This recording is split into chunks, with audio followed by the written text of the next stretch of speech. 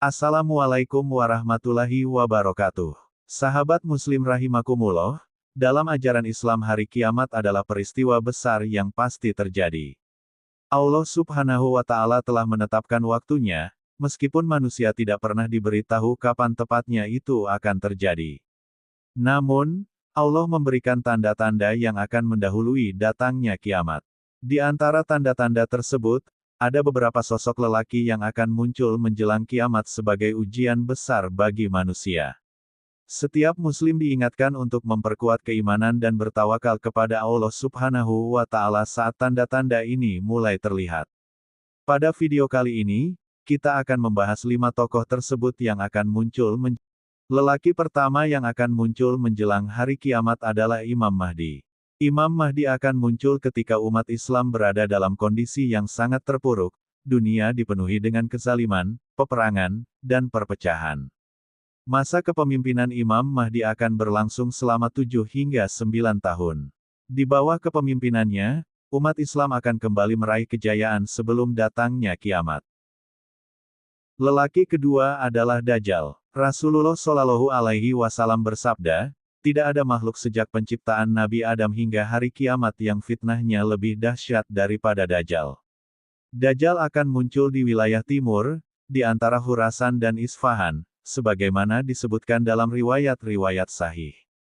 Ia akan menipu manusia dengan mengaku sebagai Tuhan, membuat tanah yang tandus menjadi subur, dan menurunkan hujan. Semua itu adalah tipuan yang diizinkan Allah sebagai ujian bagi manusia. Rasulullah SAW mengajarkan agar kita membaca surat Al-Kahfi sebagai perlindungan dari fitnah Dajjal. Rasul bersabda, barang siapa membaca 10 ayat pertama dari surat Al-Kahfi, maka ia akan terlindungi dari fitnah Dajjal. Lelaki ketiga adalah Nabi Isa alaihissalam. Nabi Isa alaihissalam adalah penegak kebenaran di akhir zaman. Turunnya Nabi Isa adalah bagian tak terpisahkan dari akidah Islam. Allah telah mengangkat Nabi Isa dan menyelamatkannya dari penyaliban kaum Bani Israel, sebagaimana dijelaskan dalam Al-Quran Surat An-Nisa ayat 157. Nabi Isa tidak wafat sebagaimana diyakini oleh kaum Nasrani, tetapi diangkat ke langit dan akan turun kembali sebagai salah satu tanda besar hari kiamat.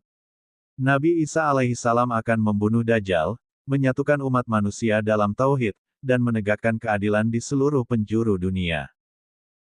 Lelaki keempat adalah Al-Jahjah.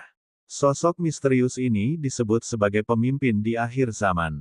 Rasulullah SAW bersabda bahwa kiamat tidak akan terjadi sebelum Al-Jahjah menjadi penguasa. Disebutkan dalam hadits riwayat Muslim dan Sunan At-Tirmidzi dari Abu Hurairah bahwa Al-Jahjah berasal dari kalangan budak. Kehadirannya sebagai pemimpin dunia di akhir zaman menunjukkan bahwa Allah Maha Kuasa mengangkat siapa saja yang dikehendakinya, meskipun dari kalangan yang lemah secara status sosial. Lelaki kelima adalah pemimpin yang disebut Rajulun min Kahtan. Rasulullah SAW bersabda bahwa seorang lelaki dari Kahtan akan memimpin manusia dengan tongkatnya. Maksudnya, ia akan memimpin dengan penuh otoritas dan ketegasan seperti menggiring manusia sebagaimana penggembala menggiring ternaknya. Ini menegaskan bahwa kepemimpinan di akhir zaman akan dipegang oleh sosok yang berwibawa dan berkuasa. Menurut para ulama, munculnya lelaki dari Kahtan sering dikaitkan dengan masa setelah kepemimpinan Imam Mahdi dan Nabi Isa, bahkan ada yang menghubungkannya dengan Al-Jahjah. Meskipun keduanya muncul di akhir zaman, para ulama menafsirkan bahwa Al-Jahjah berasal dari kalangan budak, sedangkan lelaki dari Kahtan berasal dari keturunan pemimpin yang memiliki tradisi kepemimpinan dan kebijaksanaan. Kisah 5 lelaki yang disebutkan oleh Rasulullah SAW ini menjadi pelajaran berharga bagi kita semua agar selalu meningkatkan keimanan dan ketakwaan, karena hanya dengan pertolongan Allah kita dapat selamat dari fitnah akhir zaman.